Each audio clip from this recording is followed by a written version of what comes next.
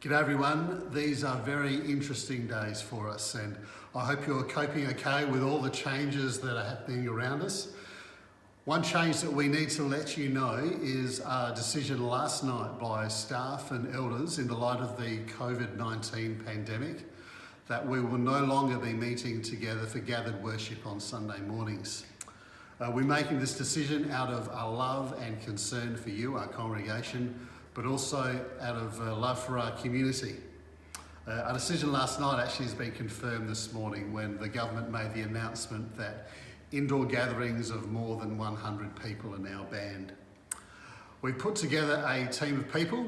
You'll receive a message or a phone call very shortly explaining this and also explaining the measures we're wanting to put in place so that we continue to be church together and continue to worship together and encourage one another. We are encouraging people to continue in their life groups, although we have some caveats around this. If you are unwell in any way, we encourage you just to stay home until you are well.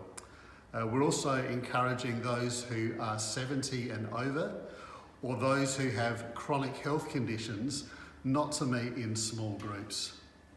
We're going to be exploring ways in which we can continue to care for you, support you and encourage you in the gospel, but we recognise the risk at this time may be too great for you to continue to participate in the small groups. We also believe that the small groups are a vital part of our life together. So with safety precautions in mind about good hand washing, safe physical distance from each other, that these are right for us to continue to do that. We're also looking at finding really creative ideas about the way that we can support and encourage those who are self-isolated, and ways in which we can connect with one another. So if you've got some creative ideas about how we might do that, given we're not meeting together in a gathered group as we were, please let us know. We'd love to hear that. The elders and staff also agreed that youth groups should continue, but this is going to be reviewed very regularly. We need to balance the vital ministry of sharing the gospel with our young people and building our young people's faith with the need for public safety. Given that the government has announced that schools will continue to remain open, we believe it's still safe for us to continue to meet, although again the safety mechanisms and the safety practices will be utilised in our youth group meetings. Jethro will be contacting youth and parents on a regular basis just to let them know how things are developing there.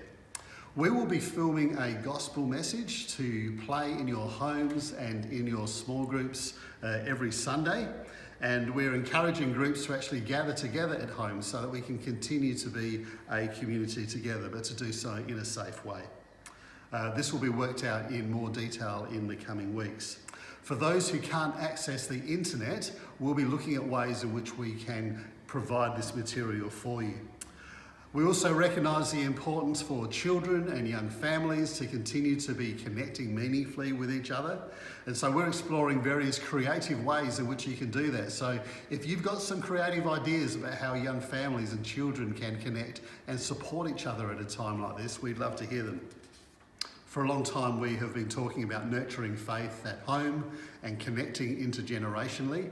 And David will be in contact with the families in our church to regularly support them and explore ways in which we can do this effectively together. We also want you to care really well for your neighbours. Even though we're not physically meeting together, we are still a people focused on Jesus. And perhaps this moment is a moment like no other we've had to really be a great witness to the type of church that Jesus is building. We've got some ideas about how you may be able to connect and serve your neighbours well. But again, if you've got some ideas that you'd like to share with us, please let us know so we can share them with others.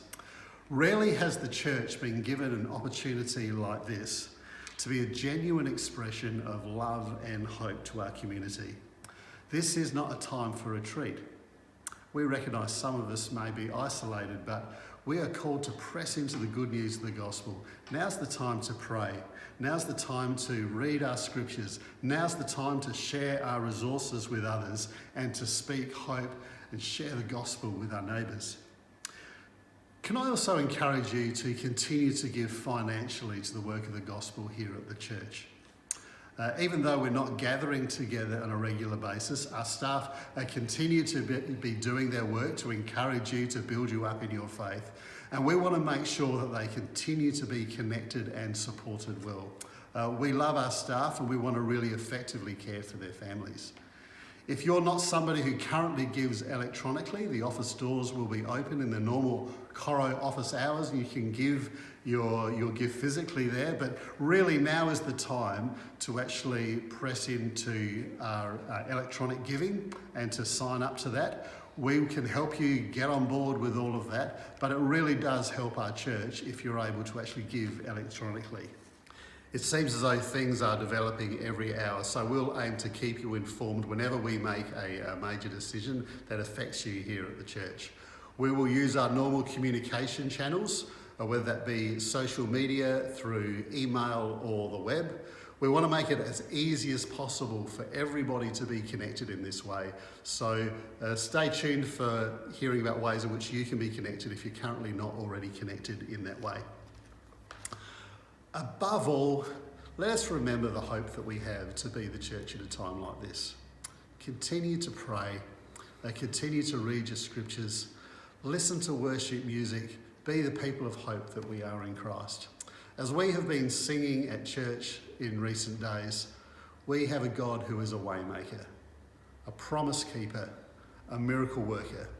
Even though we may not understand what God is doing, God is still at work. So let's encourage one another and let's be the church in the community at a time like this. Thank you for your partnership together with us. We are people of good hope in this great opportunity. Bless you.